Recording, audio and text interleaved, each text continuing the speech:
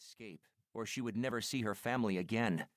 She prayed the opportunity may come, studied the cloaked windows for a clue to her whereabouts. Had it been days or weeks they'd feasted on her very life, she heard them say the word, brother. Were these monsters a family? The brothers would come and go, leaving the flat just before daylight and returning with the nauseating smell of fish and fuel oil just after dark, which added to the hanging odor of body rot. Through endless nights and nightmares, another morning arrived. By the look of a scant light in the room, a faint beam passing through a curtain crack, it was nearly time for their departure. Allison struggled against the ropes, but they remained tight, her strength sickly and frail. One of her captors, who spied her futile efforts from a dark corner without her noticing, cackled. "Don't bother," he spat.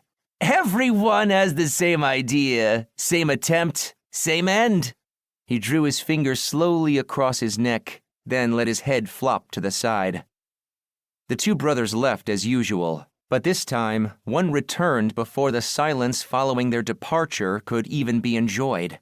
Allison's panic increased as he ran towards her. His pupils were black and large, his jaw clenched. She had never seen him move so fast. She braced for a blow. "Run!" he snarled, his fingers fumbling behind her.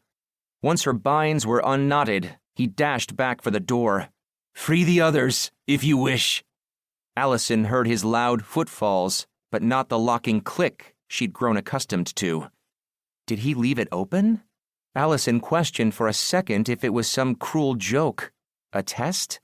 Some sick game the brothers played when they got bored. She waited for a while, expecting a demeaning laugh to echo through the halls, but it never came, and the brothers' sense of urgency told her time was of the essence. She freed one raw hand from the ropes, then the second before quickly untying the gag and trying to get up. But her unsteady, shaky legs did not provide any support. Her knees met the hardwood floor, the pain ringing through her legs. She kept going on her hands and knees.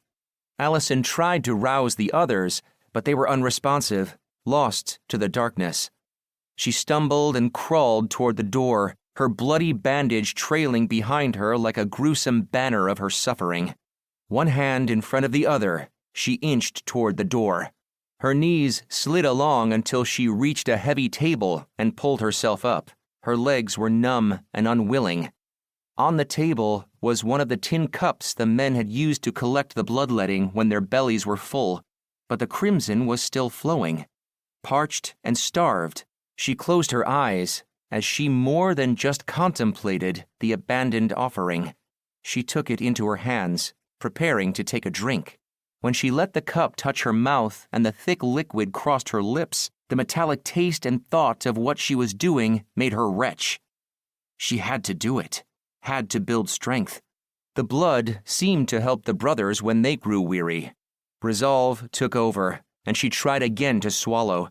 It flowed lukewarm and heavy to her belly. She stopped to breathe. Allison turned back to the others as she wiped her mouth and chin. Her heart broke for them. But she had no choice. She couldn't help them in her state, but she could find someone who could. Her eyes returned to the cup in her grasp. She must finish it for them.